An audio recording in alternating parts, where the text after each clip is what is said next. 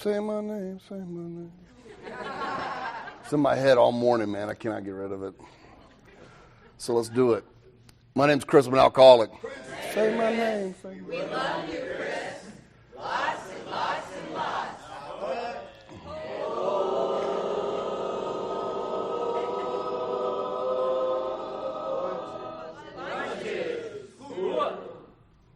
It's always awesome when it's Sunday morning because some people can't even pull their hands above their head. You know what I mean? Like it's like, you know what I mean? Oh, it's so good. I can see their prayer. I can see their prayer in the morning.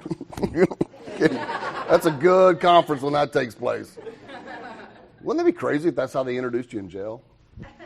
When you're incarcerated, you walk in. Hi, 714-658. Hi, we love you. Come to the shower. No, I'm joking. No, yeah. Yeah, we got some things to talk about today.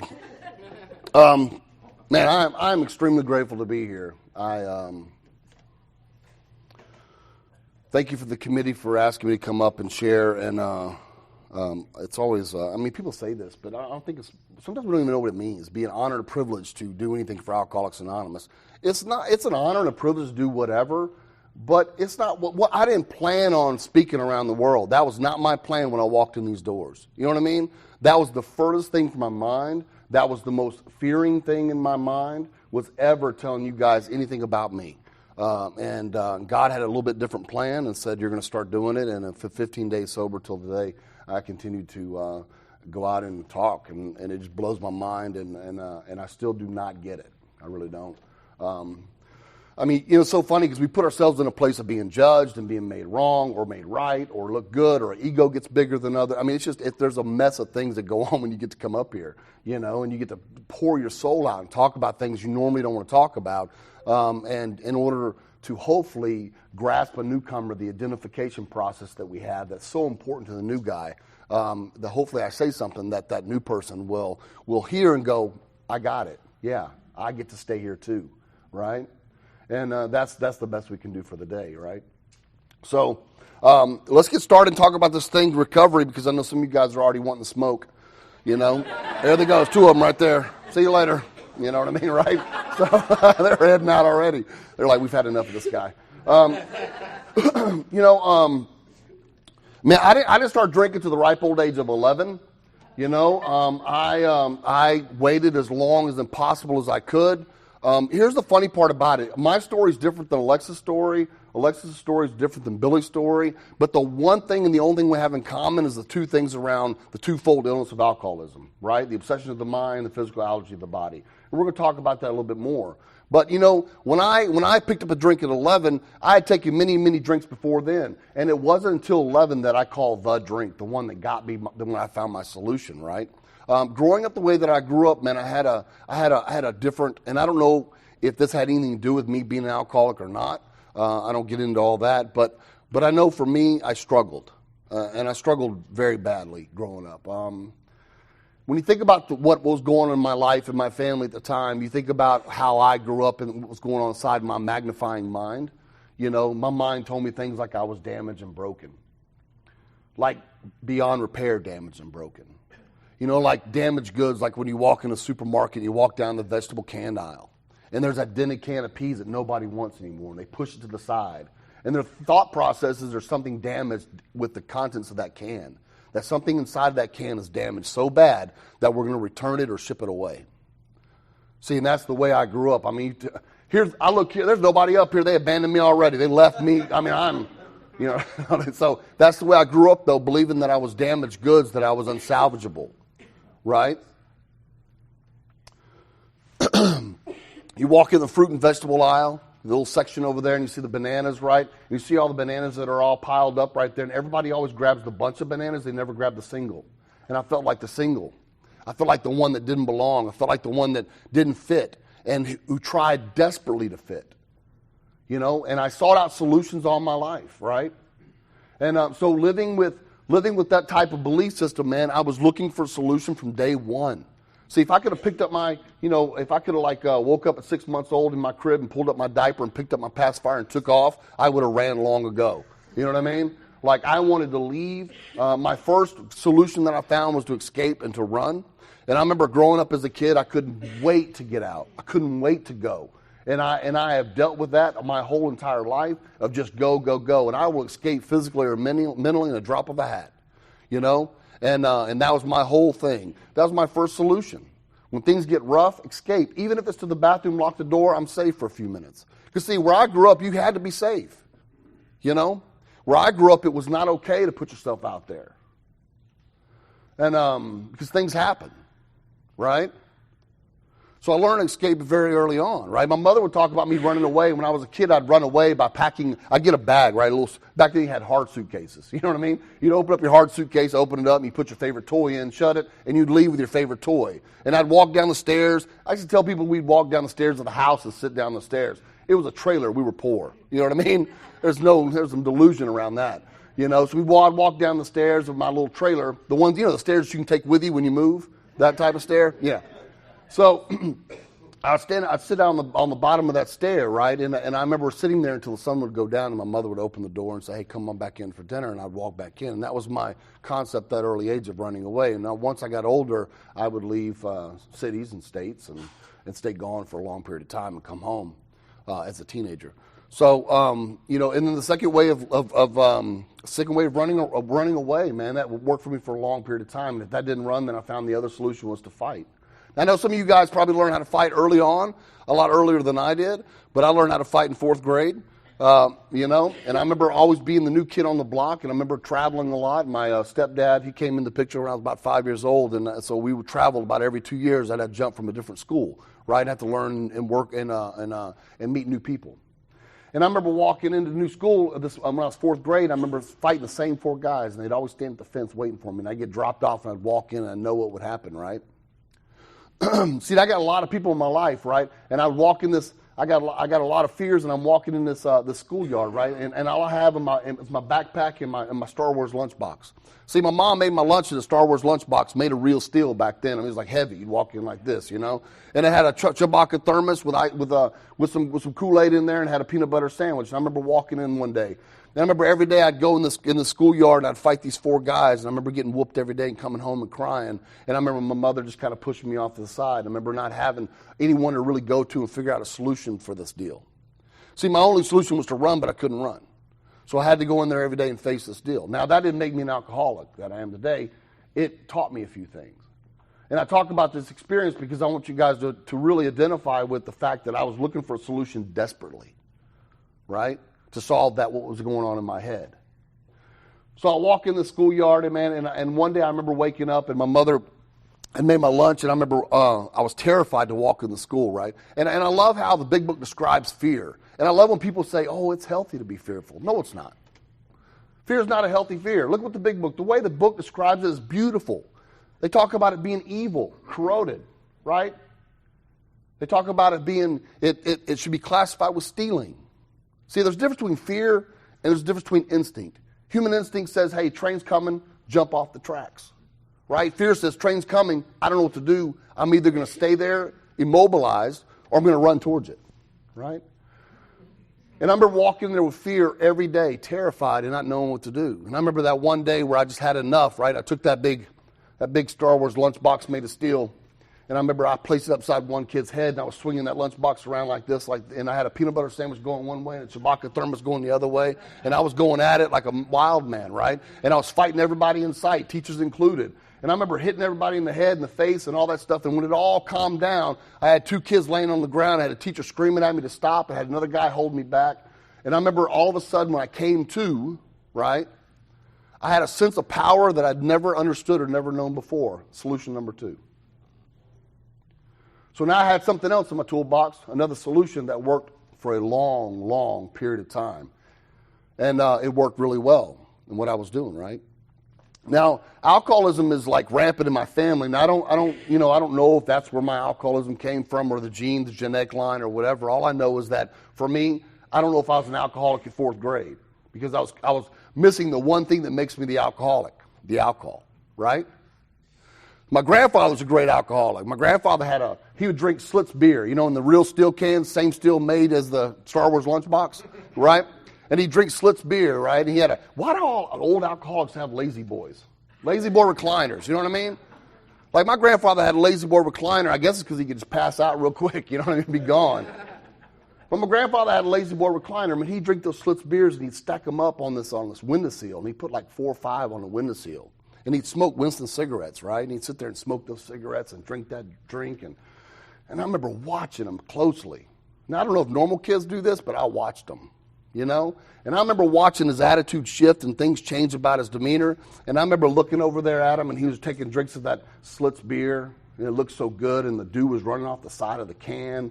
And he'd sit it on that windowsill, right? And that sun would come through that window and hit those cans, and it was like it was calling me. You know what I mean? Like God was just saying, drink me. You know what I mean?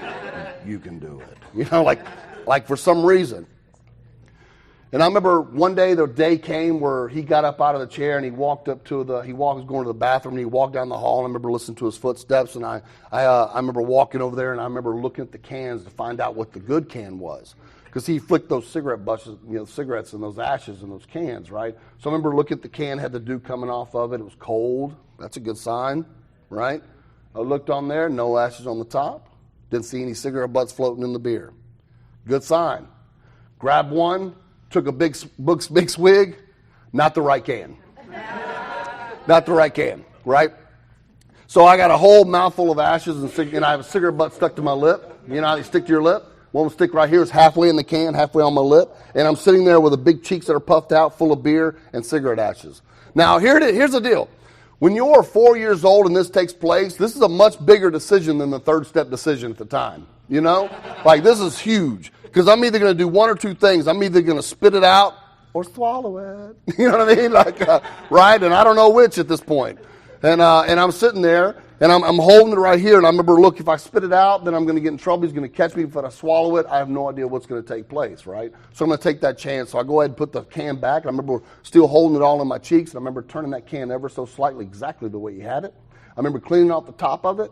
I remember making sure it was right there where I wouldn't get in trouble, I wouldn't get caught.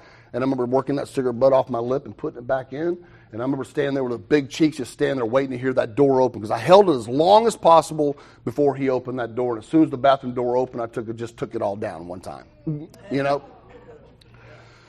I think a normal kid would have probably been like, oh, that's nasty, I'll never do that again. My thought process was, I have to watch him closer next time. That was my process, right?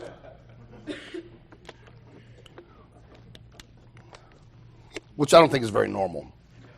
So, at that moment, the obsession to, the phenomenal craving didn't develop, right? I didn't jump up and go run in there and find myself in my grandfather's, kitchen and drinking all of his liquor. It didn't happen like that. I didn't wake up in the middle of the night sweating and wanting more. That didn't take place right then. The obsession to drink more alcohol didn't happen, and the physical allergy didn't take place at that very minute, And it wasn't until age 11, and I talk about age 11 being my first drink because that's when it all took place, right? I'm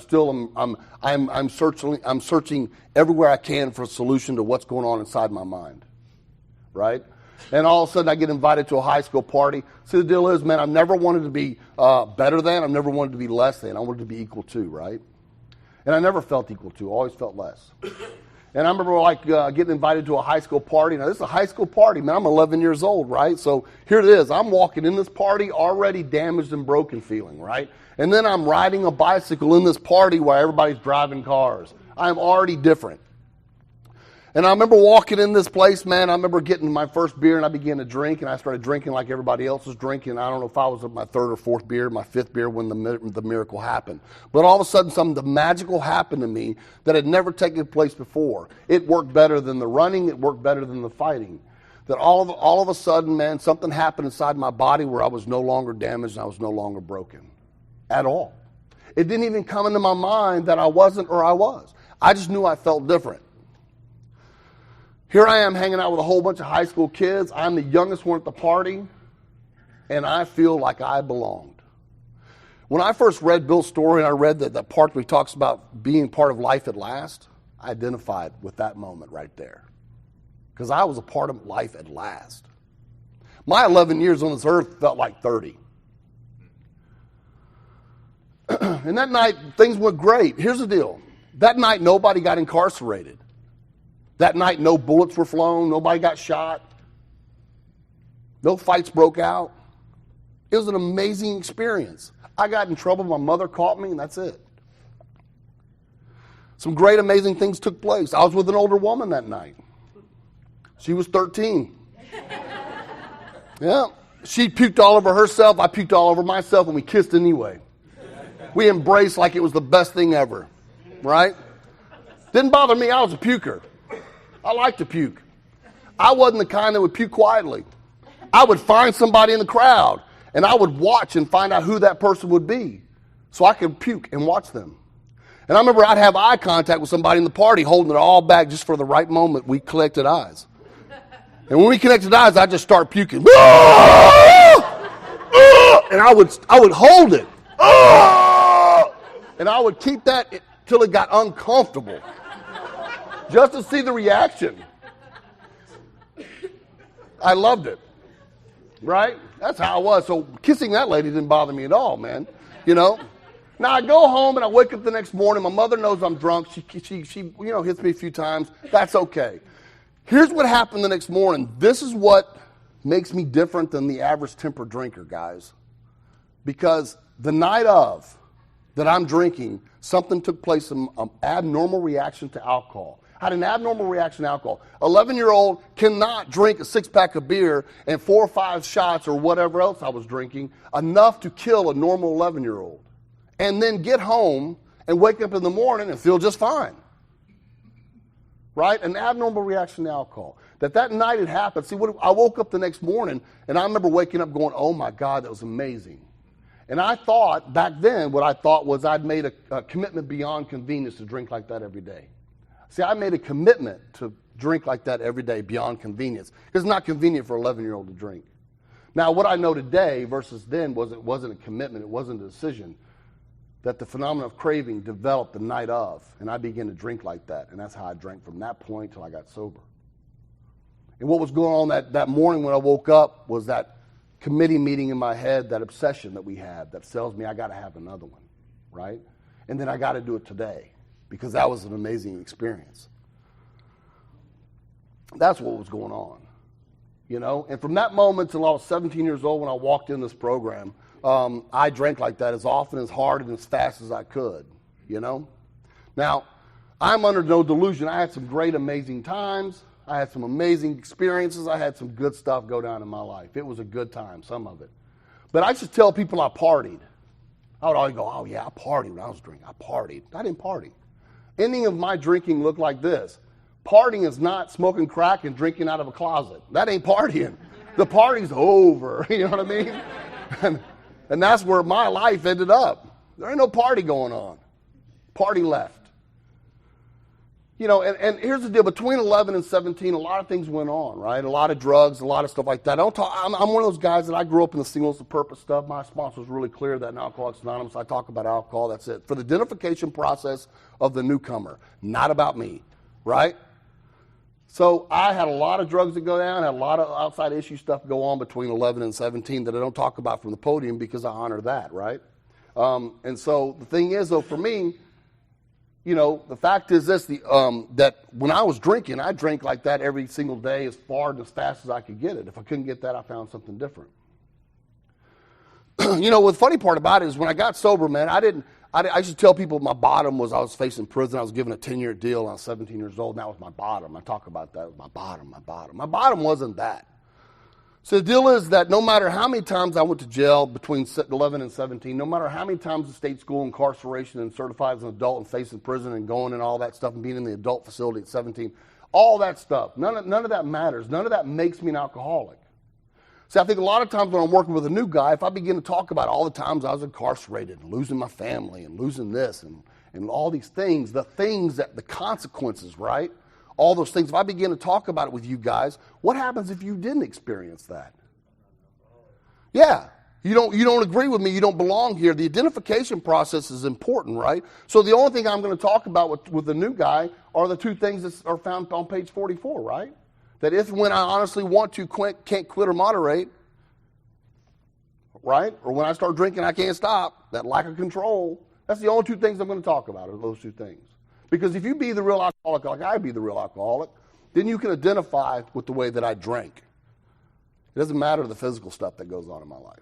Because I'm telling you, jail never got me sober before. Jail was not my bottom. Being locked up and looking at a 10 deal, that was not my bottom.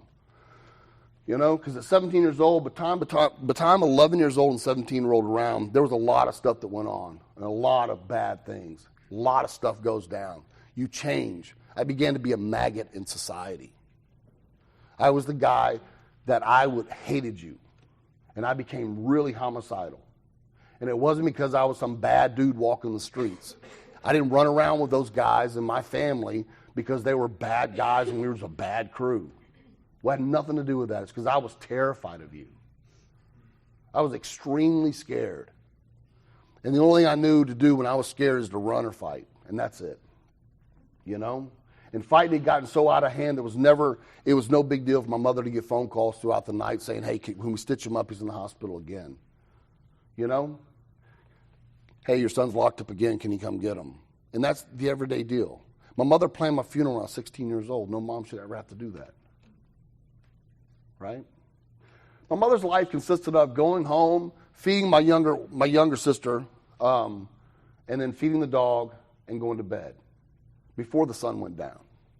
My mother had gotten so depressed that all she could do was think about me dying and her dying. That's where my alcoholism took us, right? So when I got here, man, I was truly spiritually broken. And I say spiritually broken today because I'm not physically or emotionally broken anymore. I suffer from things like everyone suffers from. But I do get spiritually broke at times, right? So when I got here at 17 years old, man, there was a lot of stuff that went on. And I woke up this one morning, and I love the way the First Step talks about it. We admitted we were powerless over alcohol. See, when I got here, I didn't know this at the time, but when I got here, it was explaining to me these things, right? Explaining to me the word admit. Now, the word admit in the First Step is really important. We fly over it a lot of times, but the word admit is huge. Because, see, the word admit means to let in. To let in. If I go to a theater and I buy one admission, what do? They let me in with that admission. See, it tells me that. The word admit, the way they describe it on page 30 is concede to my innermost self that I'm alcoholic, right? That is the first step of recovery. Concede to my innermost self. That's admission. See, when I first got here, man, I tell you what, I had an experience around the word admission, or the word admit. So on February 6th of 1989, I'm running around Mardi Gras and I'm yelling I'm an alcoholic. Now, there's no admission going on at all. I'm screaming it out loud. I'm just saying it's a declaration. A lot of people come in Alcoholics Anonymous and say I'm an alcoholic, and they think they've taken a first step. They think they've had a first step experience, and that's not my case. My case is on February 6th of 1989. I have no admission whatsoever. I could have passed a lie detector test. I didn't believe I was an alcoholic at all, but I was saying it, right? And then February 8th of 1989, 2 days later, I commit a crime. I end up in jail, and I wake up that morning on the 8th, and I commit a crime. It's a pretty heinous crime, and I remember waking up, and I had the remorse, and I had the guilt that I'd had before. I'd experienced that before. I was on an aggravated haul. I was locked up again. And I remember waking up that morning, and something was different. Something happened the night before during me running from the police that had never happened before. And somehow God stepped in on this broken, damaged 17-year-old punk and intervened when I didn't want him to intervene. And I remember looking up at a police officer about 50 yards away, and I had ran about a quarter of a mile away from the other two that were chasing me, and I was free and clear. And I remember looking at this guy, and I remember kind of getting down on my knees a little bit and taking a breath, and then I couldn't move. I couldn't move a finger. I couldn't move a hand. I couldn't move a leg, a foot, a toe. If you know anything about Chris Bowers, I run. That was my deal. And I couldn't run. I was done. And I knew I was done. Cop simply asked me to come get in the car, and I walked perfectly to him, 50 yards away. I get in the car, and the next morning I woke up, and I had this thing they call in the big book a moment of clarity. And I had this moment of clarity that it wasn't your fault, and it wasn't the judge's fault, it wasn't my mother's fault, it wasn't my family's fault, it was my fault, right? It was that alcoholism I was mastered that it had me. And I remember waking up that morning with this pitiful incomparable demoralization the book talks about. See, the real alcoholic, we may have different physical things that take place in our lives, but for an alcoholic like me, if you're the real deal, you can identify with the pitiful incomprehensible demoralization. You can identify with where it takes us, the loneliness and despair, the 4 horsemen, right? You can identify with all that stuff that really we not have a first step experience. See, I took the first step way before I got here, guys. I had an admission on February 8th that I was an alcoholic to my mother, and I conceded it to my innermost self like I'd never done it before. That was the truth. I knew without a shadow of a doubt. 2 days later, I knew that I was an alcoholic, and I had no solution. AA back then wasn't on you didn't hear it on the TV or the radio like that. My sobriety is February 8th of 89. And back then you didn't hear it all the time. I had no idea what AA was. But I knew I needed something, and I didn't know what I needed, right? I'd already been locked up in institutions and jails. I'd already been in the adult system. I'd already been in different places that I didn't want to be. I was already shipped to one home and left there as a kid. I've been in everywhere else but some place to get help.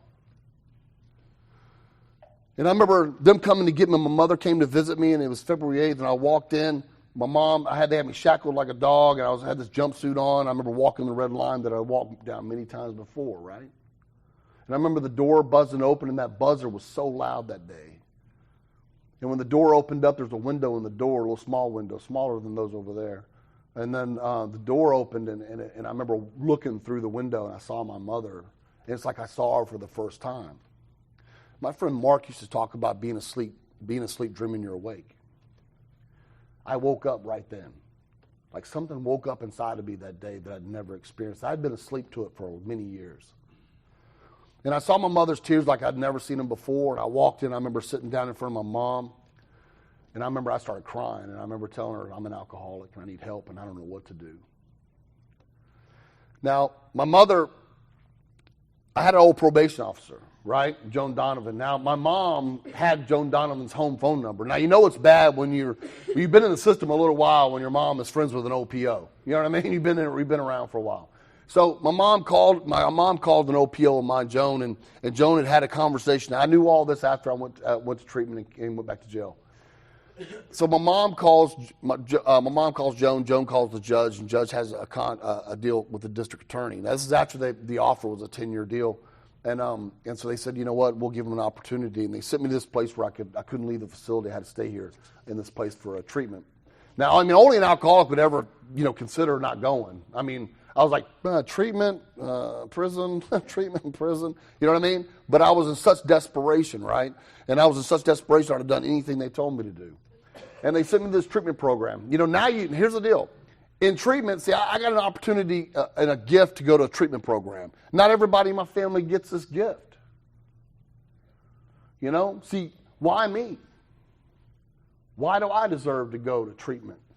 Why do I deserve to walk into an Alcoholics Anonymous meeting that day? Why do I get the chance to have something different? My real dad, I have a sister and a brother that didn't get that opportunity. Right? My brother died of alcoholism at age 30. He drank himself to death. His liver was gone. And my 19-year-old sister sat down behind my dad's bed one night while he was outside. And Betty, and I've never even talked about it at the podium too much. 19. And grabbed his gun and put it beside of her head and pulled the trigger and shot her brains out. Why didn't she get this opportunity? Right? See, crazy thing about it is I had this opportunity, and was I going to take it? And I had nothing else but desperation to move on. And thank God for the gift of desperation. So I go to this treatment center. Now, you meet a lot of interesting people in treatment, a lot of crazy people, right? I mean, treatment's not Alcoholics Anonymous, guys. Here's the deal. I know a lot of friends of mine that walked in Alcoholics Anonymous and stayed sober without ever going to treatment. I needed to go to treatment for a while. Plus, I didn't have anywhere else to go, and I needed to go somewhere. So I went to this place called treatment, and here's the deal. I love treatment. Treatment's not AA. I believe this. I have a couple of little beliefs here. I'm going to put them out there. I believe this. I believe if we're doing the 12-step program the way the 12-step program is designed, if we're really doing the 12-step, the way the 12-step is designed, we wouldn't have many treatment centers. And I know this by experience because I'm in the treatment business, by the way. I can talk bad about it. And the way the 12-step is designed, it's funny because I went to an old guy one time named Cliff Bishop. He's passed away now. And I remember being depressed in sobriety. And I remember walking up to Cliff and go, hey, old man Cliff, I'm depressed, man. I'm depressed. I want to die. And the first thing he asked me was this, how many guys you working with? I said, well, I'm working with just a couple. He goes, just a couple? I said, yeah. He goes, you're not depressed. You're effing lazy. Get out of here. That's what he said. He said, because you look at it, it says, it doesn't say we just go out and work with every once in a while, right? Nothing assures my immunity from drinking than what? Intensive work with alcoholic. Intense. Intense means intense, right? So if I'm really doing the 12-step the way the 12-step is designed, I'm intensely working with the drunks. It doesn't mean I do it when it's convenient. It's committed beyond convenience, this deal, right? See, now I walk into treatment, right? I'll get back to my little deal and get off my soapbox. But I walk into treatment. I'm there. I'm 17 years old. I'm broken. I'm homicidal. I'm crazy. I'm terrified of you guys. I don't want anything to do with you guys. And a guy walks in. I'm about 3 weeks sober in treatment. And you know when you're 3 weeks sober in treatment, you kind of already know things, right? I'd already thought I had a spiritual experience. I'm involved in this treatment center. I am healthy now, and I'll run the treatment center. You know what I mean? And I thought that I was the man. And they even put me in that category. They called it big dog. I was the big dog. Yeah, I already found my niche. All of a sudden, this kid walks into treatment. Now, I talked about this kid. I talk about these things because these are new experiences for somebody 17. I never experienced a friendship. I never had a best friend until now, right? I never trusted anybody. And all of a sudden, this kid walks into treatment, man. He's 16 years old. He's suicidal. He's the hairiest person I'd ever met in my life. Probably still is to the day. He started shaving like at age 7, you know? He had long, stringy black hair, and he had a goatee. And he had eyes that are blue, and he looked like Jesus. And he smoked Camel cigarettes, right? By the packs. He was in the music business. He'd thump his ashes on the floor. He didn't care. He never showered. He didn't brush his teeth unless he wanted to. He ate what he wanted. His diet consisted of 3 3-liter Cokes a day, a Domino's pizza, and 4 bean burritos from Taco Bell, right? That was Roy. Or what we like to call him, Jesus smoking a Camel. Now, here's the deal. When Jesus walked in to treatment that day, I didn't know Jesus. He didn't know me. But when he walked in, I was the first person they brought in. They said, hey, we're going to buddy you up to this guy. And so I was excited to have somebody to support and somebody to help. Now, the funny part I believe God really does some things to us, man, right? Like, I'd never met Roy before, but Roy lived literally around the block from my house. I could throw a rock and hit his house. Roy's sister hung out with my friends and went to school with me, but I never met Roy. And I'm really clear now why Roy and I never connected while we were drinking. He was suicidal. I was homicidal. Put it together. You know what I mean?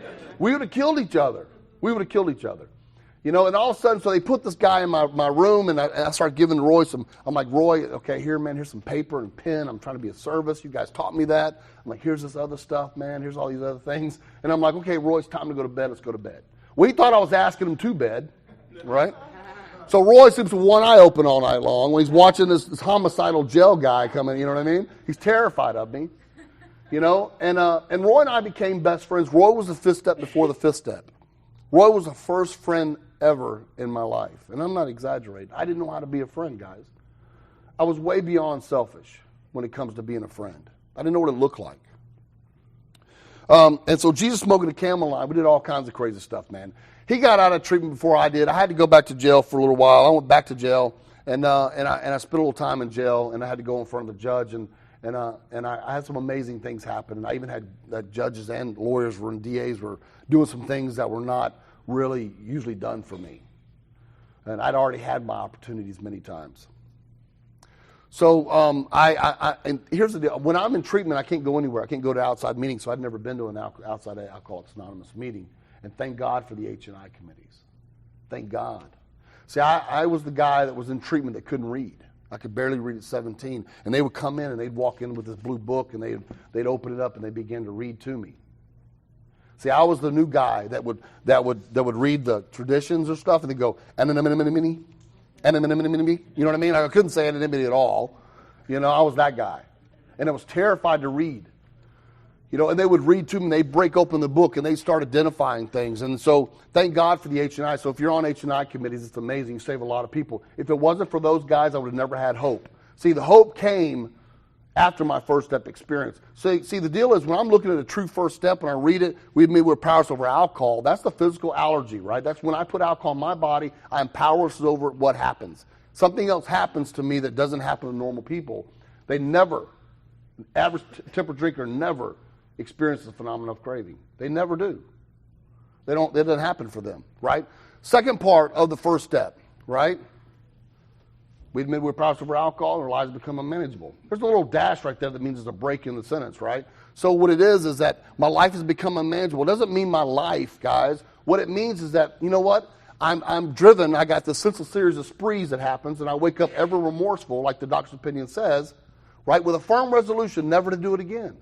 See, at 8 o'clock in the morning when I'm coming to and I've had a crazy night, and I'm like, I'm never doing that again. I'm not doing it again. 8 o'clock in the morning, that's my thoughts. And by noon, what am I doing? I'm drinking again. Like, I can't even manage a decision to say no anymore. I have no choice in the drink, and that's what the book tells me, right? So that's where my drinking got. So I didn't know all that until somebody actually read that to me, right? So being in a first step experience, I'm not happy. I love it when I see somebody that's like 2 or 3 days, and you're like, I'm on the first step. No, you're not. You're not. Because see, for me, first step was mean I'm hopeless, and guess what? I'm going to die. It was explained to me things like this. That's why my favorite word on the plaque that you guys gave me was reprieve. See, reprieve is not a good word. When I read reprieve, I go, oh, I have a reprieve. It's so special. It's not. The word reprieve means a stay of execution. It means if I'm on death row and the warden comes to me and I'm supposed to die that day, and the warden walks up to me and goes, you know what? You were supposed to die today, but we're going to give you a reprieve. We're not going to kill you today, but guess what, Chris? We're still going to kill you. And next time, we're not going to tell you when. See, today I have a reprieve that I'm still going to die from alcoholism. I will die from alcoholism one day, and it's not going to tell me when. Unless I continue the maintenance of a spiritual conditioning. See, only until I have the desperation of that first part of the reprieve does that second part look really inviting. See, only until I experience a true first step experience does the second step look really good. I'm not going to go to God until I'm completely beat down. In the big book, the way that talks about it is alcohol is a great persuader. It persuaded me to think and find something different than what I was doing because what I was doing stopped working long ago, right? See, a smart man on death row would be like, please, please kill me now. Please. But for us, we have this thing called a spiritual conditioning we can have maintenance around that'll save us and give us one more day of reprieve, right? So it makes that much more important for me. So yeah, for me, man, when my sponsor broke down, so when I got out of treatment, right, I walked into my first Alcoholics Anonymous meeting ever, and I go, because I didn't get to go outside meetings, and I walked to my first outside meeting, and I remember walking in, and the walls were yellow from the smoke. I love that. I hate that they're white now. I don't even smoke. I just love it, right? The coffee was stale, old timers everywhere, a bunch of new people, a bunch of young people too. I got lucky. I got sober in a young people's group called Young Adults of Alcoholics Anonymous, and they met twice a week, man, 50 or 60 strong twice a week, and they were powerful, right? And I walk in these meetings, and I had no idea what to look for in a sponsor. You guys just said things like, find somebody you want what they have. Well, that wasn't true for me. I didn't want what you had. Bobby Crocker walked up one day, and I talk about Bobby from the podium because he was the first man in Alcoholics Anonymous that was truly trusting, that was truly an appropriate man with me, right? So Bobby walked up to me, and I didn't approach him because, see, here's the deal. I didn't want anything Bobby had. Bobby was old. I didn't want to be old. Bobby was married, didn't want to be married. And Bobby worked, and I damn sure didn't want to work, But Bobby wanted what he had. And no matter what day it was, no matter if it was a good day or a bad day, Bobby was very grateful to be where he was at and doing what he was doing. Because he had this perception change that the literature talks about, right? So Bobby actually he approached me with a solution, right? He was armed with the facts about himself. That's what the book tells us, right? We go out and we search the new person. We don't wait for them to come to us. So Bobby searched me out, right? He sits down in front of me and he begins to talk about and break down this book and break down the first step and tell me why I'm different than the average tempered drinker. And he begins to look at this stuff. And I begin to realize, oh my God, I really am hopeless. See, when the first step hits me, I'm clear that no longer can I drink successfully, but yet I can't stop. What am I going to do? I'm screwed. You know, then all of a sudden he introduced me to this God thing. And I had no idea what God was. The only thing I knew about God was filtered through other people's egos. I didn't know about God. I didn't go to church growing up. I went to a Catholic school for 2 years, and I'm not Catholic. What a cruel joke. And every Wednesday they'd have this mass thing, and I'd have to sit over there on the side. And I'd watch all those kids line up to go get this bread they give. And I wanted that bread so bad, I was hungry. It was before lunch. And I remember watching those guys, and I remember being envious. I was the only kid in the school that couldn't get up for the bread. And I wanted to get communion so bad. And I knew exactly what I was going to do because I was going to get it, right? And I remember everybody getting up, standing in line. They were walking up to get their communion. I jumped in line. Now, I had a teacher named Sister Ann that didn't like me anyway. But she had her teeth marks in her lip. She was so mean. I love her today, but she was mean, man. And I remember one day I said, you know what, I'm done. I'm going to go eat this bread. And I got up, and I remember watching her the whole way, smiling at her as I walked down the aisle. I'm in 5th grade, 6th grade, I don't remember. I'm walking down the aisle. I'm right behind, man. I'm going to get my bread, right? And the whole time she's going, sit down, sit down, sit down. You know what I mean? And I walk all the way there, and I get my bread. I do the whole thing, man. I think I do it backwards and whatever, you know. And then I get, and I get whoops. I mean, they whooped me for days, man. But I was so happy, right? So that's really the only experience I had any kind of church was that experience of 2 years being in a Catholic deal when I wasn't even Catholic. So I had no idea what God was, but yet I had all these prejudices about God that I learned from somewhere. Don't know where, but I learned them from somewhere. Now, Bobby was really clear on the second step, man. See, here's the deal. Desperation, thank God for the desperation. I would have believed and prayed to anything you guys told me to. So he'd tell me stupid things like get on your knees and pray. Show a little bit of humility. Okay, I'll do it. Great. He says, in the second step, we're looking at a couple things, guys. We're looking at your prejudice around spiritual terms. We're looking at your spiritual terms and what they mean to you. Then you're going to ask yourself a question. That's it. Do you believe there's something greater than you? Not even that it'll take care of you, that there's something just greater than you. Or, if not, are you willing to believe? Well, yes. Okay, cool. Got it. Move on. No matter how jacked up it is, no matter how jacked up my belief system is about God. And I got a jacked up belief system of what God looks like. You see, I don't have agnostic black and white. I have agnosticism. It's a gray area. The book tells me agnostic temperament, which means a belief system. So it's not like I get sober now. I'm no longer agnostic.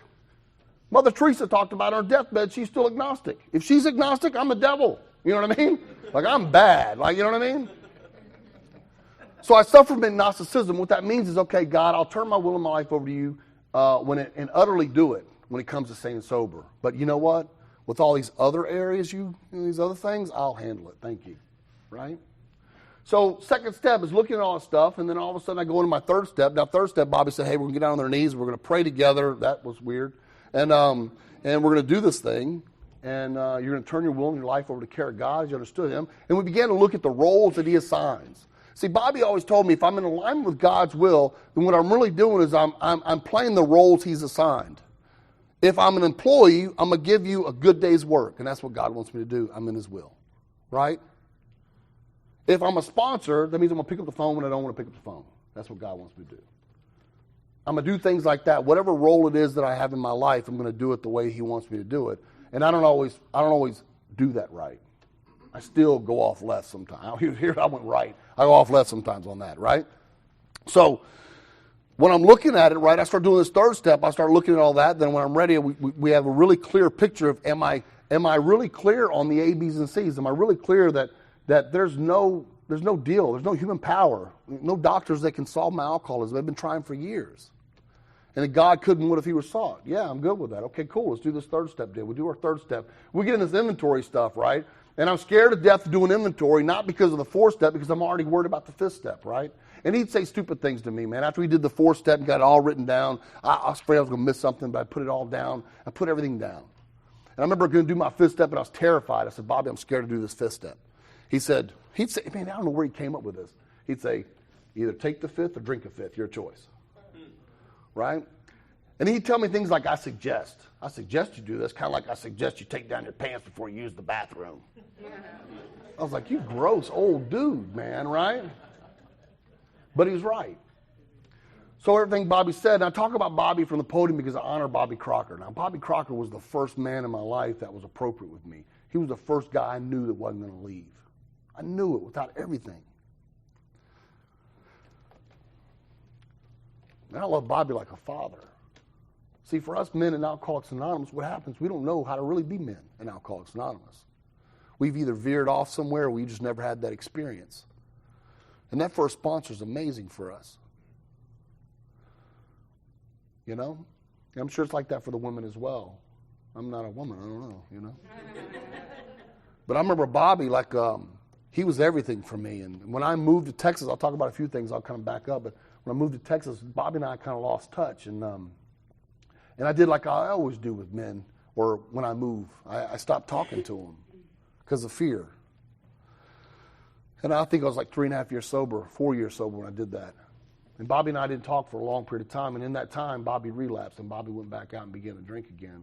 It doesn't matter whether Bobby was drunk or sober. Bobby was the man of Alcoholics Anonymous that taught me how to be a man. He taught me how to do much more things than just carry the principles of this program. He taught me much more than just working the steps. He taught me to break it down with a guy that, he'd ask me questions like, dude, he goes, would you rather be a writer or a sponsor? He goes, if you're sponsoring a guy, he may be terrified to call you. It may not be that he's not willing. Why don't you call him? Or would you rather be right about it? He taught me stuff like that because he loved me enough to call me when I was scared, right?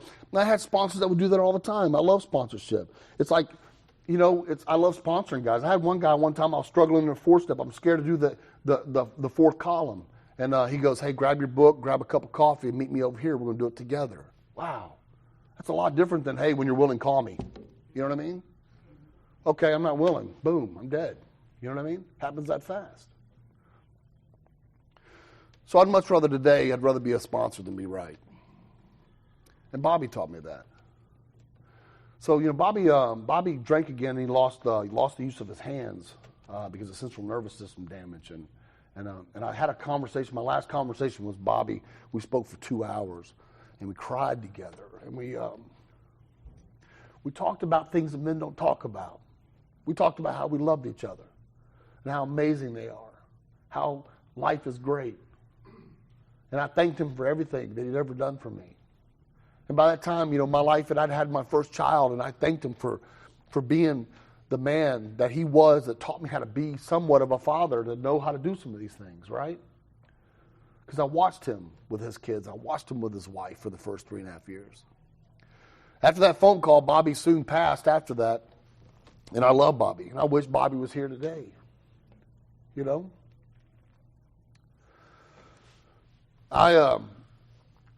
When I lived in Mobile, my first year out sober, I did things the treatment center said not to do. It wasn't in the books. I said, well, it's not in the books, not AA. I'm going to do it anyway. Like getting in relationships in the first year, yeah, not AA. The treatment center said, hey, why don't you not get in relationships for the first year? Why don't you get hooked in with God and grow a little bit? I said, nah, it's okay. And so I got hooked in with this lady, and I started dating. Now, that relationship was great. I'd never been in love before, guys. First time I'd ever been in love was 17, sober, right? And I found this lady, and she found me, and we hooked up. You know what I mean? And we were like solid for a while. It was a great relationship. It was full of jealousy, anger, and guns. It was nuts, man. It was crazy. For 3 years we endured. 3 years we did it. We're going to survive this no matter if it kills us. We'll be a success. You know what I mean? And we're just struggling. And we both hang on until she drank. And I was like, oh, I got to leave now. You drank, right? I should have left way before then. Right? Today we're great. We've cleaned up our past and we're good. We're good friends now. But yeah, it was nuts, man. You know, I did things like that, but thank God I did them. See, I don't always know God's will, man, because see, God's will for me, I've done some of the craziest stuff in AA, and it's been horrific pain, but I've learned the most from those experiences. So who am I to say it's not God's will to have those experiences, right? It is about living.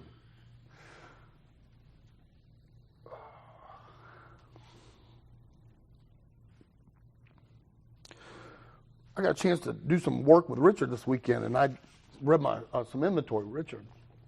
We talked about that, being human and allowing ourselves to make mistakes. And I call Alexis all the time about that. Because, we have just a harsh beat up, man. My sponsor used to tell me, man, next time you want to beat yourself up, go outside and get a good stick and do it really. And I was like, oh, that's horrible. He goes, well, that's what you do to yourself, right? But we talk about that being human in Alcoholics Anonymous and growing up as young people in Alcoholics Anonymous, how we have to grow up and make mistakes without the excuse of drinking. No excuses. Yeah. Especially if you do the fourth step right. There ain't no excuses anymore. I'm no longer a victim. Victims can't stay sober, by the way. My sponsor, when we did our fourth step, we were in our fourth column, and Bobby started breaking down that fourth column. He looked at that thing, and he said, you're no longer the victim. He goes, because I said, well, what about when I was 5? He goes, you're not the victim. What's your fault? What's your mistake around that? I said, I didn't make that happen. I was 5 years old. He goes, a fault can be as simple as this. When you are the victim of a circumstance, you become the circumstance. And I went, oh, my God. Because, see, for me, I became that situation. I became that circumstance. See, it wasn't that he hurt me. What it was, it wasn't that he just hurt some kid. He hurt me. And it was about me. And it was all me, right? And I took all that and I balled it up from 5 years old. And every relationship I'd ever gone in or been a part of, it just hooked into me, right? And I become the event. So therefore, I can't trust you, even though you wasn't the guy. I can't trust you because you wasn't the guy. Make sense? So there's no longer a victim in here anymore. No longer a victim. Play it a little bit until you do that inventory. And I'm the guy that gets mad at inventories, man. I don't understand. How can I get mad at you for something, the next thing you know, I owe you an amends? That makes no sense. I hate that. Inventory, he did this to me. Oh, my God, now I owe him an amends, right? But the freedom that I seek today, see, my sponsor's really clear. He'd say things like this: do you want relief or do you want freedom? I don't want relief. I want freedom, right? So doing the step work that I did, and I got really clear, the 4th step and the 5th step, and I went home and I did my 6 and 7. I started doing my amends list. I started making these amends. Now, what happened when my spiritual awakening is a result of working the steps? And guys, if you're looking for a sponsor, know how to get a sponsor, walk up and ask them this one question. So tell me about your spiritual awakening as a result of working the 12 steps of Alcoholics Anonymous. If they can't answer that one, get somebody else. Because, see, they should know their spiritual awakening as a result of working the 12 steps of Alcoholics Anonymous. And for me, what happened was that my life shifted in such a way that I looked at things differently, and I changed. That's one. Second one was this, that I had an obsession to drink alcohol. And the word obsession in 1939 Oxford Dictionary, the definition for the word obsession meant haunted and demon-like. See, I know that obsession, right? That was my obsession to drink. And that was gone after I got into my 9th step. How I know that is because I used to walk in the grocery store when I first got sober, and I'd avoid the beer aisle. I'd walk all the way around it, all the way over this side, right? I'd avoid the beer freezers, like I was going to jump out and get me, or I was either going to jump in and start drinking. I didn't know. I was terrified of the beer aisle, like scared to death of the beer aisle. And all of a sudden, now I do my inventory, I get into my 9th step, and I'm in the middle of my 9th step, and one day I remember walking in of the grocery store, and I remember finding myself in the middle of the beer aisle. And the thought hit me like nothing else was this. I didn't think about drinking, but yet the greater thing is I don't think about not drinking. It's gone. And since that time, in almost 28 years, the obsession to drink has never returned. Not once. That's crazy from haunted and demon-like every day. That's the awakening, right? Now, the only thoughts I've ever had of drinking again is delusional, like my thinking. Here's my only thought at that looked good as a drink. You ever seen the movie Ted? Yep. I was watching the movie Ted. He was taking shots of alcohol, that little bear. And I thought, oh my God, that looks amazing. Now, first of all, I don't drink like taking a few shots and I'm done, right? And second of all, that bear's not even real. And I want to drink with him. You know what I'm saying? You know what I mean? Like, that's totally jacked up, right? So I get in that and I started making amends, and I started doing 10, 11, and 12 and helping a lot of people. And I began to do all these things and carry the message and doing the things you guys told me in Alcoholics Anonymous. And things happened in my life that were great. And I began to work, and I got fired from my first 2 jobs ever in sobriety. Didn't ever do that before. And got fired a couple jobs. I started working in this industry, and I got in this deal, and I began to hold a job and doing real well. And I was 3.5 years sober, and things in my life were good. And I'd finally found myself placed in a position of neutrality, safe and protected. Said I always want to be safe and protected, right? 10-step promises are my favorite ones because that's what I always sought. And I remember being able to walk in my hometown, my head up high. I could go to Mobile, I could go to New Orleans. I didn't look over my shoulder. Things were good. And coming from my family and the background of where we're at, there's parts of the world we can't even say our last name because of who that person is, right? The damage that our family created as a whole. And I didn't have to worry about that any longer. I was walking into work. I was coming in one night. I had to work a midnight shift on September 16th. And I was running late like usual. I hadn't figured that one out yet. Took many years before I could finally get on time, say what I was going to do, and do it. So I remember I came into work and I was running late, and I pulled in. I was supposed to pull in a certain way. Usually I'd pull in and walk around to the sidewalk. This time I rushed in, slammed the door, turned the alarm off on the car, and cut through the grass. And it was midnight. It was in September, and it was a chill in the air. It was a little foggy that night, and it was really black, just dark through the property at this treatment program. And there was a couple lights on in the parking lot. And I remember walking, fast-paced walking to go clock in the main building. And right around 12 o'clock straight up, a guy had set up a tripod with an AK-47 over in the bushes. And he sniped me, and he shot a hole through the back of my hip, and it came out my leg the size of a softball. And he was going for me. He was looking for me, and he got me. And I flipped upside down. It was pitch black, and my alarm on my car was going off, and all I could do was lay there, and blood was squirting all over my face. And I was trying to find my keys that I dropped just to turn that damn alarm off because it was so loud in my head. And I kept looking back over my head knowing I was going to die. And I knew I was going to die. See, I'd been shot once before when I was 15 over some outside issues. You don't rip people off with their drugs, they won't shoot you, right? So I'd been through an experience similar, but nothing like this because, see, I was safe and protected again. I didn't have to look over my shoulder anymore. And there I was, laying on the ground, bleeding to death, knowing he's going to shoot me in the back of the head. I didn't know who he was. I didn't see him. He was in the bushes.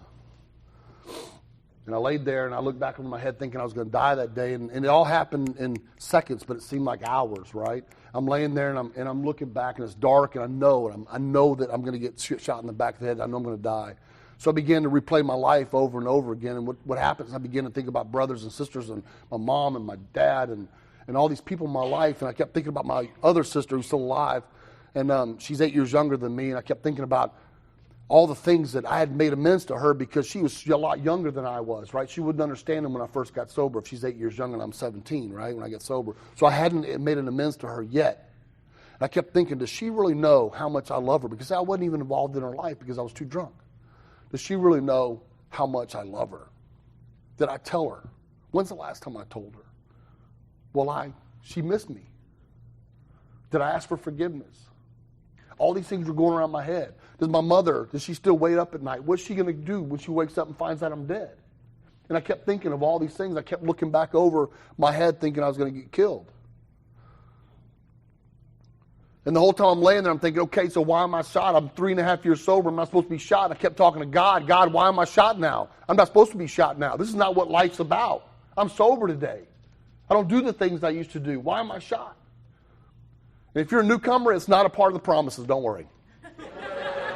Right? But I'm laying there, and I'm asking God, and I had this aha moment that, oh, my God, maybe this is my bright light experience. Maybe this is my burning bush. Oh, I haven't had that yet, and I have to have that because I'm different, right? Because the obsession to drink wasn't enough. I need something. Okay, got it. I'm supposed to have another experience because everything in God's world happens for a reason, right? Okay, good. Maybe, okay, God, where are you at? Because I'm looking for this burning bush. Now, the whole time I'm thinking I'm going to die. It's all split seconds, man. And I'm laying there, and I'm like, okay, God, where's your bright light? Where's your burning bush? And I'm looking up in the sky, and all of a sudden, like, I see a freaking, shooting star go by, and I'm like, that's not God's too small. And I'm looking around, right? I'm just looking, it's pitch black, and all of a sudden, a guy named Daniel's on the property, and Daniel heard the gunshot. Now, Daniel came out running. He heard me scream. I screamed. I ain't gonna lie. People are like, what did you do? I was like, I jumped up and chased him and beat him. No, I screamed like a 200-pound girl. Right? So I looked over there, right? Daniel's coming at me. Now, Daniel had been in Vietnam twice. He went to Vietnam the second time because he wanted to go back. That's Daniel. Now, Daniel heard the gun. Yeah. So Daniel heard the gunshot. Daniel's coming out at me, crouched down, eyes are glaring, they're big and they're saucers, and Daniel now is hearing helicopters with this gunshot. There are no helicopters, by the way. Daniel is back in Vietnam in his head, right? So Daniel's coming at me. He grabs me. It was like a war scene, man. It was like freaking Platoon. It was crazy. Daniel grabs my arm, and he's going to pull me to safety, by the way. Like he's pulling me out of the bush. He's dragging me like this. I'm screaming the whole time, Daniel, you're messing up my shoes. I know it's important. And he takes me around to the corner. And he gets me there, and I'm laying on the side of this corner, right? And I'm laying there, and I'm dying, right? And I'm going into shock. Blood's everywhere. And Daniel leans down over me and goes, I'll be back. And I'm like, Daniel, don't leave me. He goes, don't worry, you're okay. And he grabs a stick to go look for the guy with the AK-47. Stick, AK, right? And that's Daniel. I never saw Daniel that night after that. I saw him later on, but I didn't know where he went after that one. So, I'm laying there, and I'm constantly thinking I'm going to die, and this lady came out, she applies pressure on me, and I'm waiting for the people to get there, whatever, and I'm looking out for this burning bush, bright light experience, and I know I'm going to have it because there's no other reason I should be shot at 3.5 years sober, and I know there's got to be a bright light, right? And I'm looking, and I'm desperately praying to God to have me some peace because I'm terrified, right, already. And I look over there, man, and there's a bright light, and it hit me, and there's a white light. And I remember just like a moment where I breathed. You know what I'm talking about? And I'm looking over there, and this bright light hits me. And I'm thinking, thank you, God. It was a white, big, bright light. And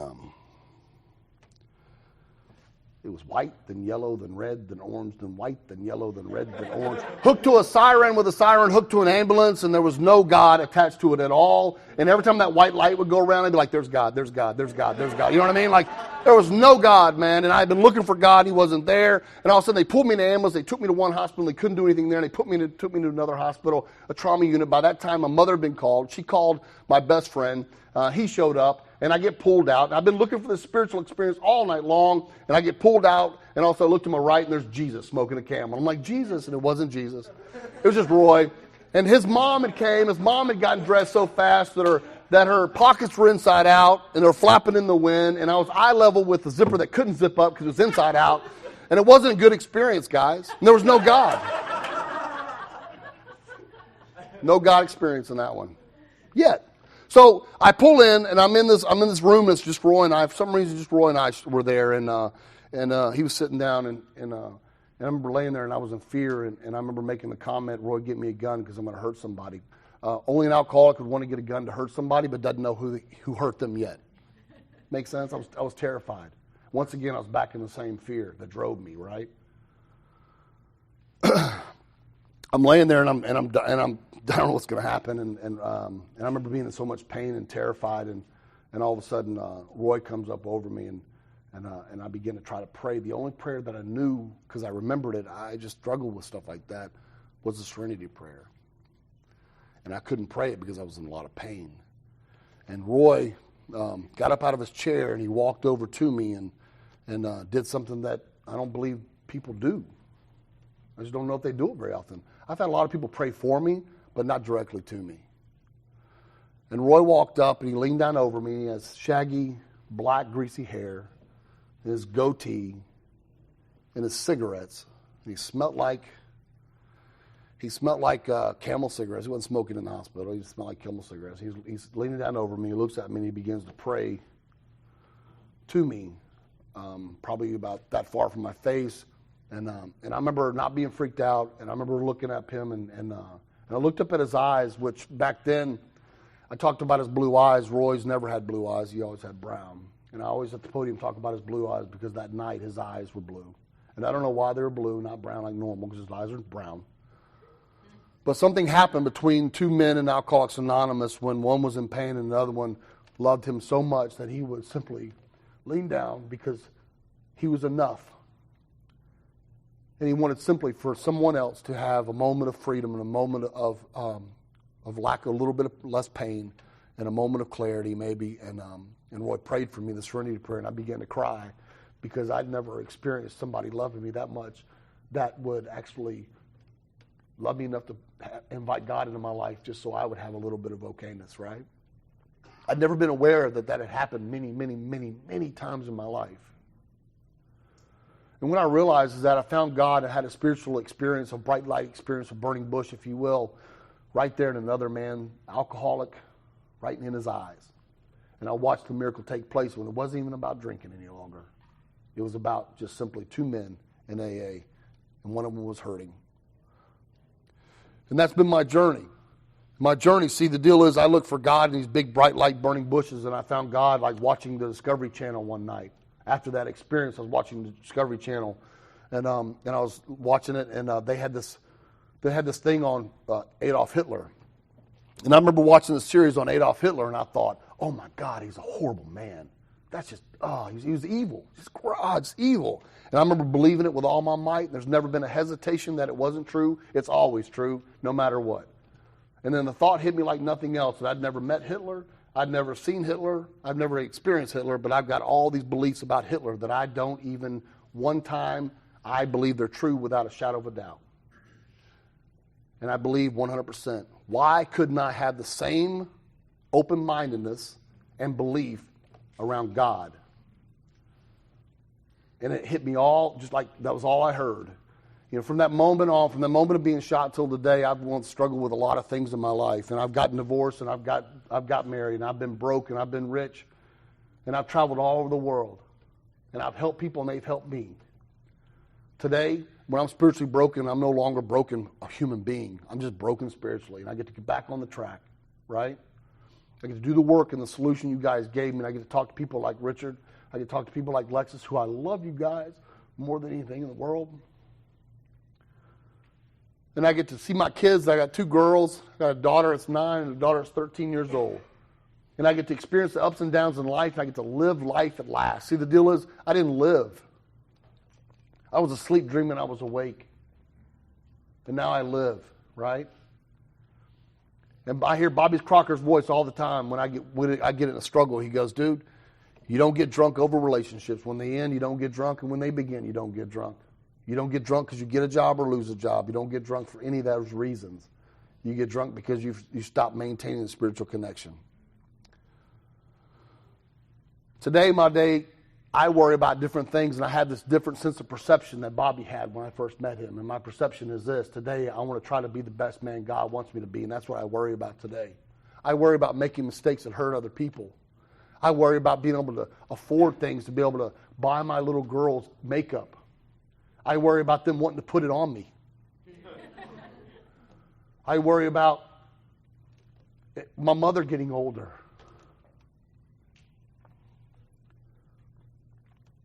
When I thoroughly did a 4-step, an inventory, and I looked at my faults around being shot, what I realized, I'd set the ball rolling a long time ago, right?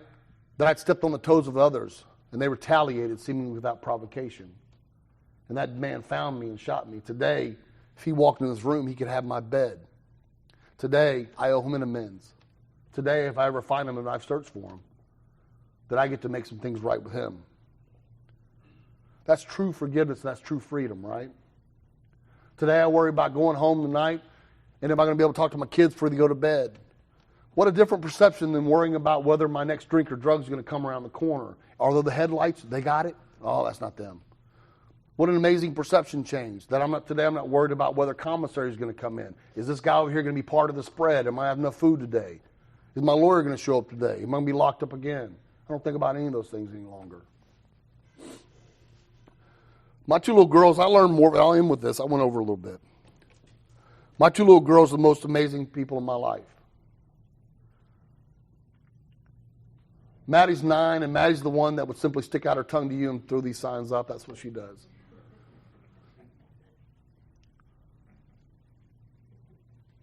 My daughter, Frankie, she was the first one that was born, and I was terrified about being a father, and I didn't know how to be a dad, and I didn't know what that looked like. I didn't have that experience. And I'd had sponsors, Bobby and a couple other guys along the lines, show me how to be a father, and other sponsors, other men in Alcoholics Anonymous, but I was scared. I was going through a divorce at the time, and it was ugly. And that lady and I, that we got divorced, now we speak on panels together, on relationship panels, and where we went wrong, and how we stopped doing 10, 11, and 12, and our fear came in and creeped in and destroyed a relationship that was beautiful. But one time after I just gotten divorced, and Frankie and I were at home, and it was at night, and we were praying, and we prayed every night together, and she was 4, and we're praying one night, and she's like, okay, God, I just want to thank you for my dad. And I was like, yeah, Dad. Thanks. Woohoo. She goes, God, I just want to thank you for my mom. I was like, yeah, whatever. And that was back then before any forgiveness took place. And she goes, and God, I just want to thank you so much. And with all sincerity, with all her heart, she said it, like with everything she had. She said, God, I want to thank you for the bowl full of candy I had today. Candy. The bowl full of candy. And I began to cry because for me, I got it. See, for me, my bowl full of candy is Alcoholics Anonymous. That is the most important thing in my life is candy. That the perception of a child, and that's what I have today is that perception of a child. That I'm no longer that guy that walks around that wants to hurt people every day, all day. That today I want to love people and do the right thing. And because I know tomorrow may not come, because we all had that reprieve. And the person sitting next to you may not be here tomorrow, including myself. And do those people know that I love them that much? See, Alcoholics Anonymous